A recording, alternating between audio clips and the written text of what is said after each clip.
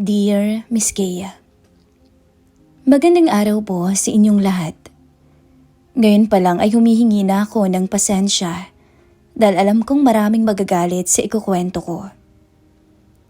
Itago niyo na lang po ako sa pangalang Ruel, 38 anyos, isang tricycle driver.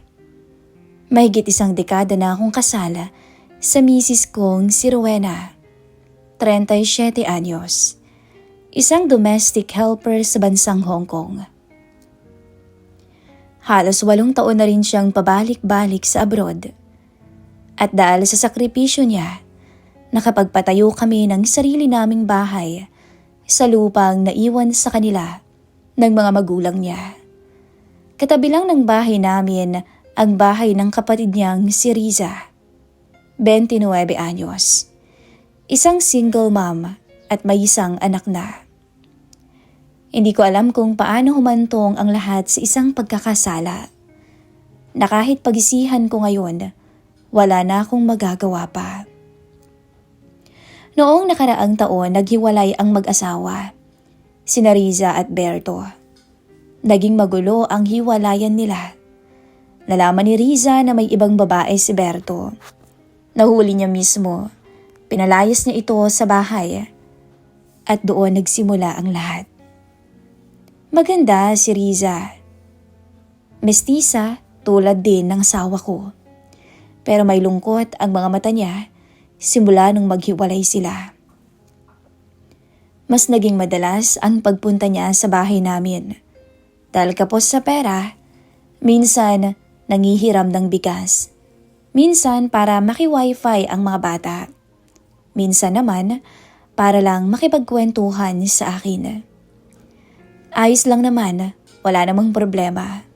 Ang kaso, unti-unti kong nararamdaman ang pagiging malapit niya. Hanggang sa nag-birthday siya noon. Inimbitahan niya kaming mag-aama sa bahay niya. Simple lang naman ang handa. At kami-kami lang din sa compound na iyon. Matapos magsikain bandang 5:00 na ng hapon, nagyaya siyang mag-inuman kami. Nasa kwarto ang mga bata noon at nanunood ng TV. Ang tibay mo rin, Kuya Ruel, no? Napalingon ako noon sa sinabi niya habang nagsasalin to ng alak sa baso ko. Bakit naman? Tanong ko. Biruin mo, ilang balik-balik na si ate sa abroad pero never kong narinig na nagloko ka. Napangiti lang ako.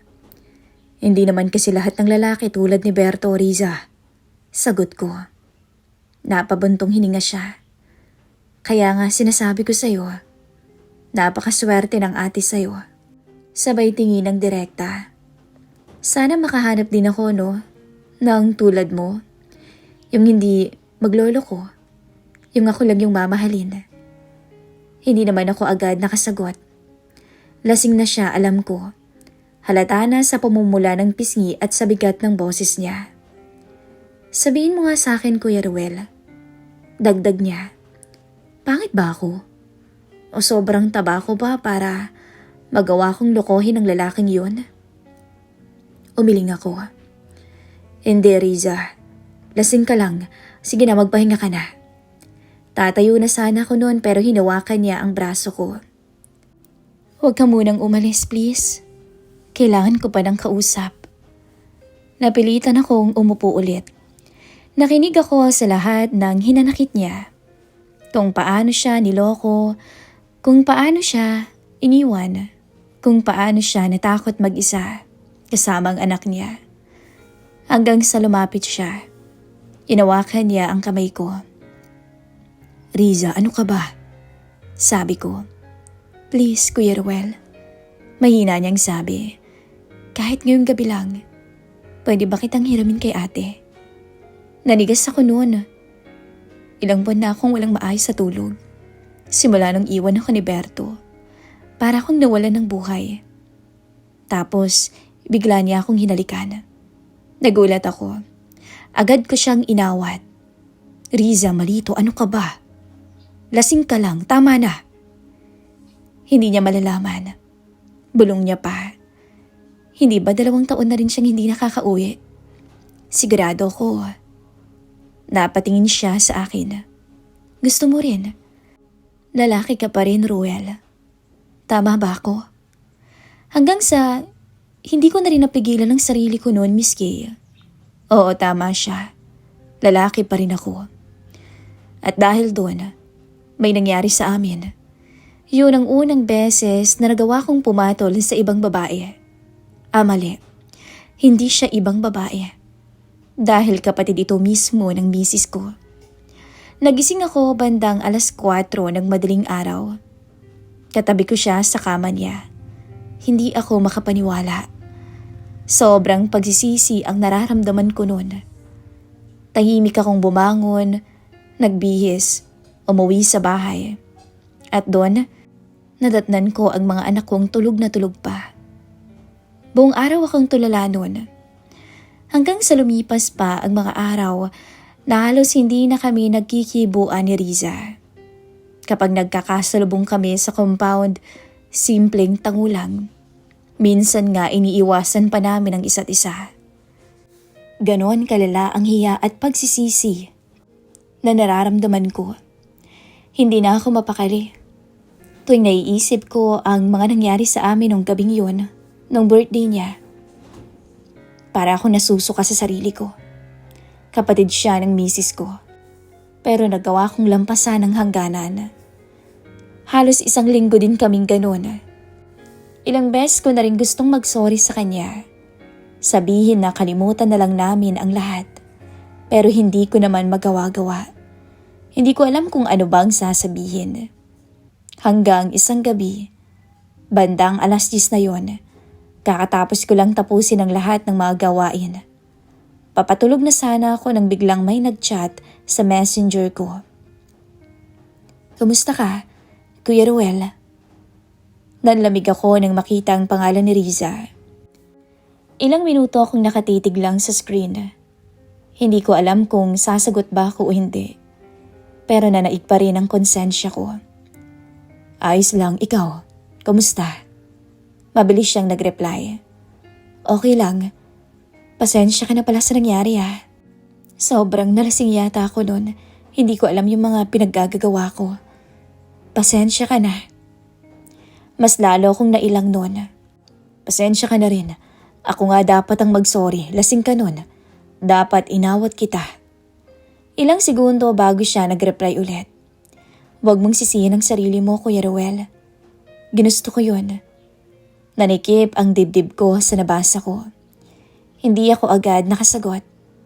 Maya-maya nag-chat ulit siya. Galit ka ba sa akin? Hindi, Riza. Nahihiya lang ako at nakagawa ko ng kasalanan sa ate mo. Ako rin naman pero huminto ulit ang chat. Para bang may gusto siyang sabihin pero nagdadalawang isip. Hanggang sa dumating ang sumunod niyang mensahe. Totoo bang wala kang naramdaman kahit konti nung may nangyari sa atin, kuya? Napalunok pa ako. Hindi ko alam kung magsisinungaling ba ako o amin. Pero sa totoo lang, meron. Lalaki pa rin naman ako. Hindi ko lang talaga matanggap sa sarili ko yon. Kahit balibaligtarin ko ang mundo, lalaki pa rin ako. Napigilan ko nga ang sarili ko ng maraming taon na huwag pumatol sa iba. Pero heto, isang beses na pagkakamali pero hindi ko na makalimutan. Riza, mali kasi tayo eh. Ilang segundong typing, nawala ulit tapos typing ulit. Hanggang sa tuluyan ng pumasok ang reply niya. Alam ko namang mali eh. Pero gusto mo rin naman diba? Parang may kumurot sa dibdib ko noon hanggang sa hindi na ako nakasagot. Hindi mo ba yun namimiss? Kahit yung yakap lang, kahit yung may kasama kang matulog. Napapikit ako habang binabasa yon. At doon ko naisip ulit, bumalik yung alaala nung gabing yun. Yung init ng katawan niya, yung lungkot sa mga mata niya, at yung pakiramdam na may kasama ka sa gabi. Riza, wag na lang natin pag-usapan yan. Pero hindi siya tumigil noon. Pasensya ka na. Namimiss ko lang kasi na may kausap. At Namiss kita. Ang gaan kasi ng pakiramdam ko pag ikaw yung kausap ko eh. Hindi ko na alam ang isasagot sa mga sinasabi niya. Dapat nga tumigil na ako. Dapat nga hindi ko na siya replyan pa. Pero nagpatuloy ang pag-uusap namin. Hanggang sa naging gabi-gabi na ang pag-chat naming dalawa. Gabi-gabi, nagkukumustahan, nagkukwentuhan. Hanggang sa unti-unti, nagkaroon ng lambingan. Minsan nga magsisend pa siya ng selfie niya. Minsan naman, ako rin ay magpapadala ng picture kasama ko ang mga bata. Hanggang sa bumalik yung pagiging komportable namin sa isa't isa. Pero ngayon, may kakaiba na. May tensyon na. Isang gabi bigla siya ulit nag-chat. Kuya Ruel, gising ka pa ba? Oo Riza, bakit? Pwede bang magpatulong? Kinabahan naman ako doon. Sa ano? Barado kasi yung lababo namin eh. Umaapaw na. Napatingin ako sa orasan. 8:00 na ng gabi noon. Tahimik na rin ang buong compound. Tulog na ang mga anak ko. Tatanggi sana ako pero hindi ko naman magawa. O sige, pupunta ako dyan. Paglabas ko ng bahay, ramdam ko agad ang kaba. Tanging ilaw lang sa kusina nila ang bukas. Kumatok naman ako. Pagbukas niya ng pinto, tumambad siya sa akin. Naka-short at maluwag na sando. Kitang-kita ko ang kaputian sa kanyang dibdib at ang kakilisan ng kanyang mga hita. Basa pa ang buhok niya, parang kakaligo lang. Pasensya na Kuya Ruel, naabala pa kita. Mahina niyang sabi. Kanina pa yan eh, nakaligo na nga ako lahat-lahat, hindi pa rin bumababa yung tubig. Okay lang, sagot ko at pilit umiwas ng tingin. Dumiretso na ako ng kusina. Binuksan ko ang ilalim ng lababo. Barado nga.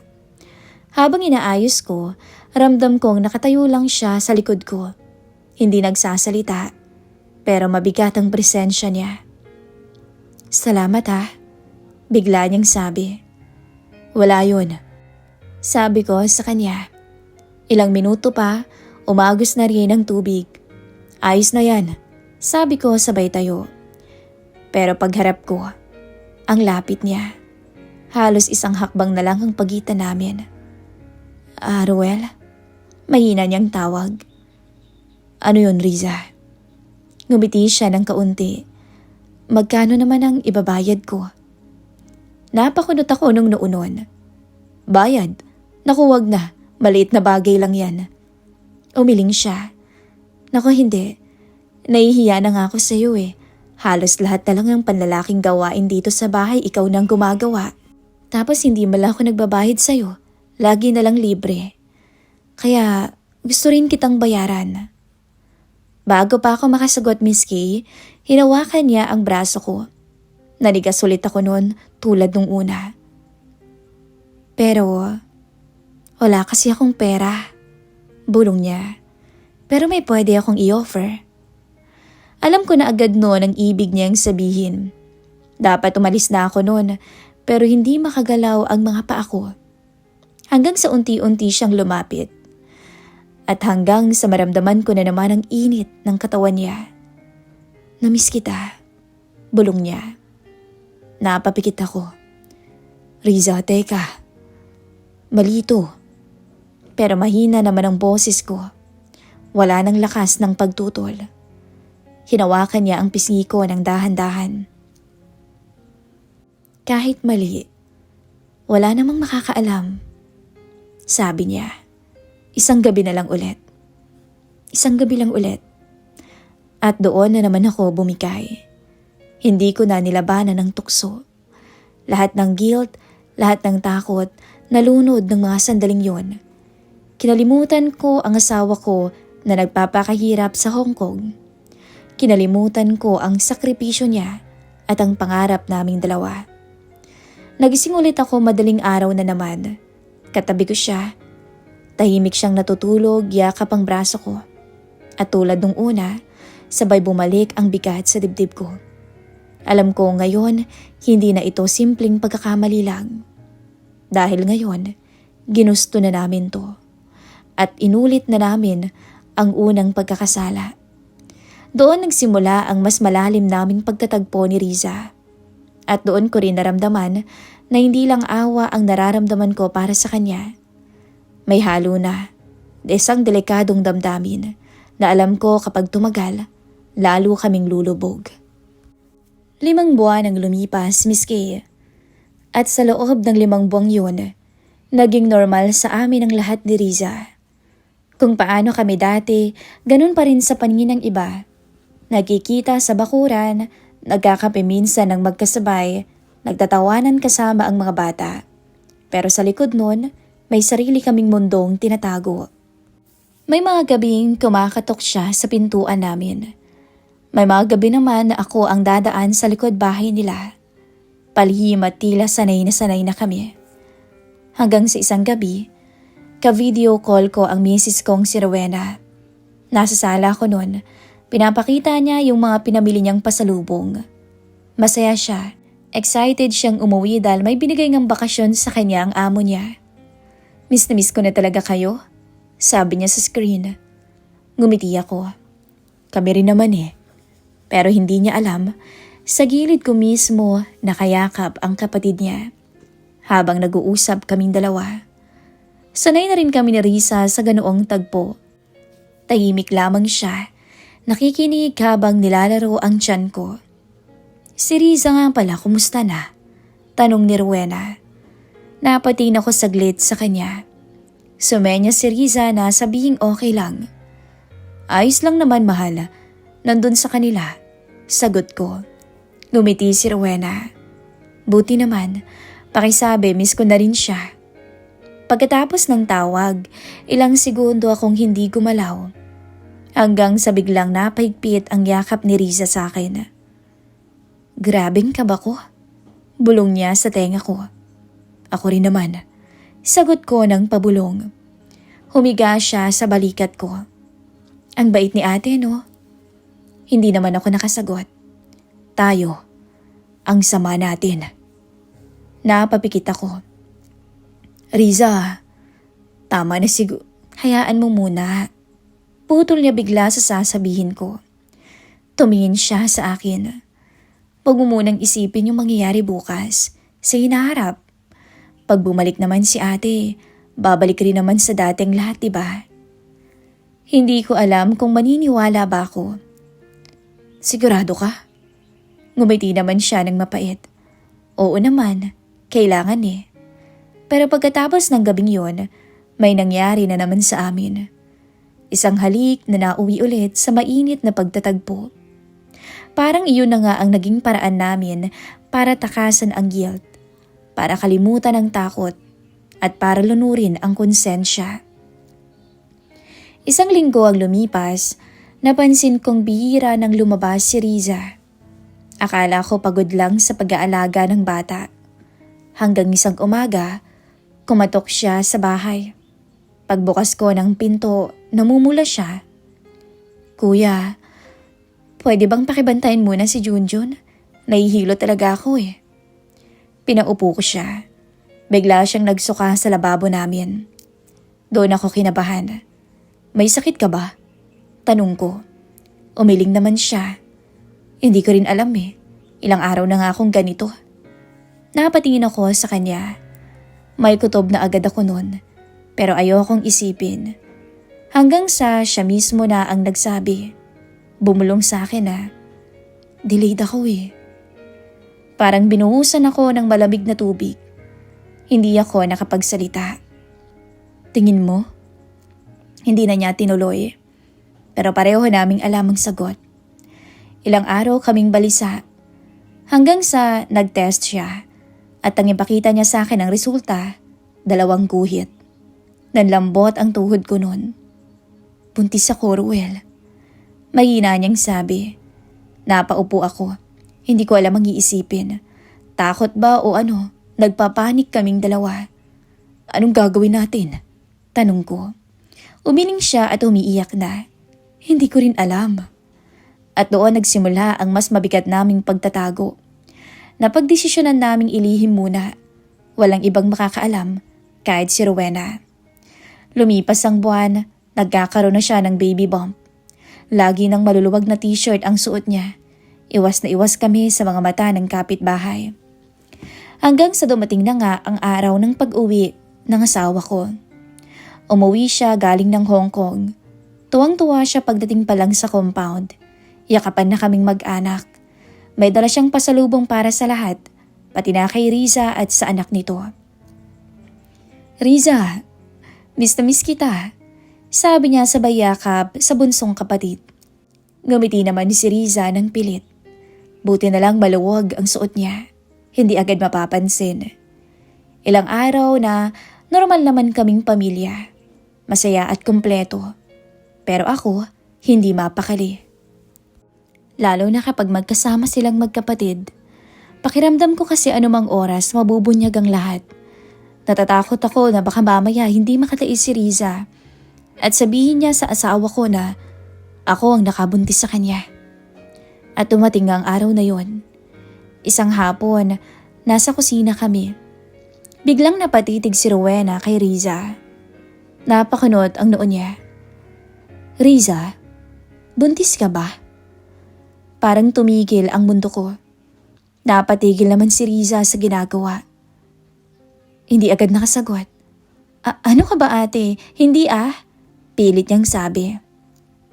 Lumapit si Rowena. Kinawakan ng tiyan ng kapatid niya. At doon to natahimik. "Buntis ka. Sabihin mo sa akin ang totoo." Natahimik ang dalawa. Naririnig ko ang lahat mula sa sala. Hindi ako makagalaw noon. Hanggang sa umamin nga si Riza. "Oo ate, buntis ako." Tumulo agad ang luha sa mga mata niya. Nanlulumo si Rowena. Sinong ama? Ilang segundo ang lumipas bago nakasagot si Riza. "Yung nakachat ko sa Facebook." Napapikit ako sa narinig ko. Mukhang may nakahanda na palang alibay kay Riza. Mahal daw niya ako May nangyari sa aming dalawa. Tapos sumingato ng malalim. "Kaso nung nabuntis ako ate, iniwan niya ako Napahawak sa ulo si Rowena. "Ano ka ba naman Riza? Hindi ka nag-iisip?" Tahimik lang si Riza na umiiyak. "Sige nga, paano na ngayon yan?" Sermon ng ate niya. "Yun nga yung problema ko ate. Wala naman akong trabaho." Napabuntong hininga si Rowena. Ay naku, dagdag problema pa to. Naririnig ko ang nangyayari sa kanilang dalawa. At doon ko na-realize, sobra-sobra na ang panloloko namin sa misis ko. Nililin lang na namin siya ng sobra-sobra. At habang pinapagalitan niya si Riza, ako heto, ang totoong may kasalanan. Pero masakit, kahit nandun si Rowena, hindi pa rin natigil ang lihim namin ni Riza.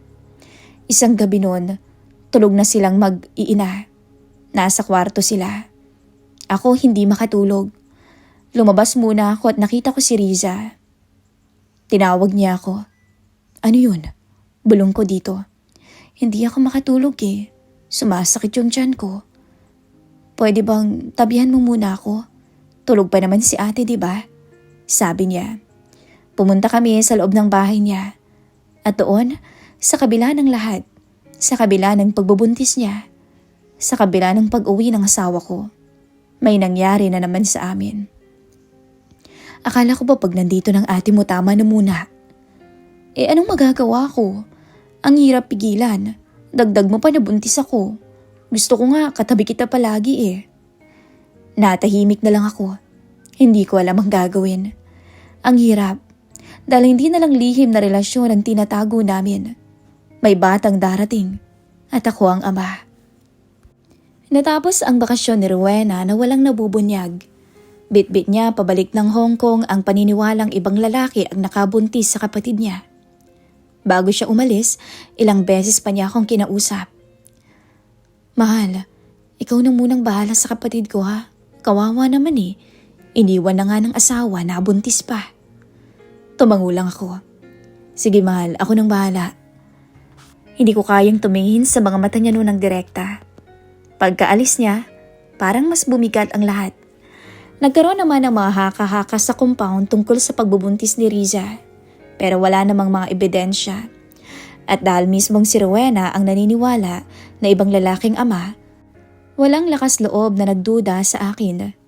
Doon ko mas naramdaman ng bigat. Habang ligtas ako sa mga mata ng iba, mas lalo naman akong nilalamon ng konsensya. Ilang buwan pang lumipas. Nanganak si Riza. Madaling araw nang isugod ko siya sa lying-in. Pero pagdating doon, nahirapan si Riza. Kailangan daw siyang isesaryan. Wala naman kaming sapat na perang hawak. Kaya naman, sabi ko sa kanya, tumawag siya sa kapatid niya, humingi ng tulong. Si Rowena naman agad na nagpadala ng pera para sa gagamitin namin. Ako na ang nag-asikaso ng lahat. Alam yun ang asawa ko dahil pinakausapan niya ako. Ako ang nagatid, ako ang nag-asikaso ng mga papeles. Ako ang bumili ng mga kailangan na galing sa pera ng asawa ko. Habang hawak ko yung resibo, nanginginig ang kamay ko. Ang pera ng asawa ko, ginagamit ko para sa anak namin ng kapatid niya. Paglabas ng baby, halos hindi ako makahinga. Lalaki, maputi rin, mestizo. At nang tumingin ako sa mukha niya, parang ako ang nakikita ko. Doon pa ako muntikan ng mabaliw. Kamukha mo biro pa nung babae sa ward. Napangiti lang ako nun. Pero sa loob ko, durog na durog ako. Pagkatapos manganak, mas lalo kong napagod sa buhay. Kulang na kulang ng kinikita ko sa pamamasada. Hindi naman pwedeng laging manghingi sa asawa ko. Kawawa naman siya. May sarili rin kaming pamilya. Si Riza, pati ang anak niya umaasa na sa akin. Tapos may bago pang sanggol. Doble kayod tuloy ako araw-araw. Minsan nga madaling araw na akong nakakauwi. Hindi ko nalang sinasabi sa asawa ko. Kapag mag-isa na lang ako, Miss Kay, doon ko nararamdaman ang pagsisisi. Kung hindi lang sana ako nagpatala sa tukso, hindi sana ganito kabigat ang daladala ko ngayon. Hindi sana ako nahahati. Hindi sana may batang kailangang itago ang pagkatao. Ayaw kong iwan ang asawa ko dahil mahal na mahal ko si Rowena. Siya ang kasama kong bumuo ng pangarap. Siya ang nagsakripisyo sa abroad. Siya ang nagtiwala sa akin noon. Hindi ko kayang sirain ang pamilya namin. Pero hindi ko rin alam ang gagawin ko kay Riza. Dahil habang tumatagal, Miss Kay, nagiging demanding na siya. Para bang kung umasta siya, siya ang asawa ko. Minsan magchat-chat siya. Kulang yung gatas. Pahingi ng pambili ng diaper. Baka naman pwedeng dumaan ka dito mamaya. Kailangan ka namin ni baby. Nung una naiintindihan ko pa. Responsibilidad ko naman talaga. Pero dumating na sa punto na halos araw-araw na. Hanggang sa isang gabi nag-away kaming dalawa. Pumunta siya sa bahay habang naglilinis ako ng tricycle. Ano ba, Ruel? Sabi ko naman sa'yo kailangan ko ng pera bukas, di ba? Riza naman, kabibigay ko lang sa'yo ng 1 linggo. Halos hindi na ako makakain dito. Kulang yun. Alam mo nung may check-up pang bata ang anak mo. Bulong niya. Napabuntong hininga ko. Maghihintay ka lang ba lagi sa akin? Wala ka bang ibang diskarting gagawin? Biglang nagbago ang mukha niya. Anong ibig mong sabihin? Hindi naman pwedeng habang buhay aasa ka sa akin. Doon na siya nagtaas ng boses. Ako? Aasa? Sino ba kasing may gawa kung bakit ako ganito ha? Natahimik ako. Kung hindi dahil sa'yo, hindi naman ako mabubuntis no? Tapos ngayon papabayaan mo ko? Hanggang sa napikon na rin ako dahil sa bunganga niya. Huwag mo ngang ibalik sa akin lahat, Riza. Ikaw ang may gusto nito, hindi ba? Nanlaki ang mata niya. Ilang beses kong sinabi sa'yo na tama na. Tumigil na tayo. Pero ikaw tong makulit. Ngayon tatakutin mo ko? Napangisi siya pero galit. Tatakutin? Anong gusto mo? Sabihin ko kay ate ang lahat, ha? Parang tinusok ang dibdib ko nun. Sige, subukan mo. Mahina akong sabi. Hindi mo gagawin yan. Alam ko. Bakit? Sa tingin mo ba ako lang may kasalanan? Lumapit siya. Sigurado ka hindi ko kayang gawin? Natahimik ako. Isang salita ko lang kuya, tapos ang pamilya mo. Doon na ako napuno. Umpisa pa lang Riza, alam mo sa sarili mo na hindi kita mamahalin katulad ng pagmamahal ko sa ate mo. Parang nabasag siya sa narinig niya. Responsibilidad kita, pati na ang bata, oo. Pero ikaw, hindi kita kayang mahalin ng buo. Namumula ang mata niya sa galit. So ginamit mo lang ako? Huwag mong baliktarin, Riza. Ikaw ang lumapit sa akin. Ikaw ang nagyaya. Huwag kang magmalinis. Pareho na kaming nagsisigawan doon. Hanggang sa umiyak siya. So ano ba ako sa'yo ngayon ha? Ruel, ano ako sa'yo? Hindi ako nakasagot. Nanay ng anak mo? O kabit mo? Masakit marinig, tama? Pero kailangan ko magsabi ng totoo. Oo, nanay ka ng anak ko. Ate mo, ang asawa ko. At mahal ko ang asawa ko. Doon tuluyang bumuhos ang luha niya. Natahimik na siya pagkatapos nun. Umalis na lang siya. Mula nun, naging malamig siya sa akin. Ramdam kong galit siya. At isa lang ang kinakatakot ko. Yun ay ang banta niya. Yun ang kinakaharap kong problema ngayon araw-araw. Hindi ko alam kung kailan siya sasabog. Hindi ko alam kung kailan niya ilalabas ang katotohanan sa atin niya. Ayokong mag-away kaming mag-asawa. Ayokong masira ang pamilya ko. Pero ayoko ring pabayaan ang anak ko sa kanya. Minsan nga habang nagdadrive ako mag-isa madaling araw napapaisip ako. Saan ba ako dadalhin ang lahat ng to? 2 buhay ang hawak-hawak ko. 2 pamilya ang sinasalo ko. Isang kasalanang habang buhay kong bit-bit-bit-bit. Kung babalikan ko lang talaga yung gabing yun, sana umuwi na lang talaga ako. Sana talaga hindi ako nagpadala sa paawa niya noon. Di sana hindi ako ganito ngayon. Kaya nga nandito ako ngayon, Miss Kay. Lumalapit sa inyo. Pinapabasa ang kwento ng buhay ko. Hindi para sana husgahan ninyo. Dahil alam kong mali ako talaga. Maling-mali. Nandito ako para humingi ng payo. Ano bang gagawin ko kay Riza? Paano ko ba harapin si Riza na nagiging demanding na at nananakot na? Paano ko protektahan ang pamilya ko nang hindi tinatalikuran ang anak ko sa kanya? At hanggang kailan ko kayang itago ang katotohanan? At kung sakaling mabunyag to, handa ba akong harapin ang kapalit ng kasalanang ako rin ang gumawa? Yun ang hindi ko alam ang sagot. At yun ang tanong ko sa programang to. Sana'y kahit papaano ay mabigyan niyo ako ng magandang payo.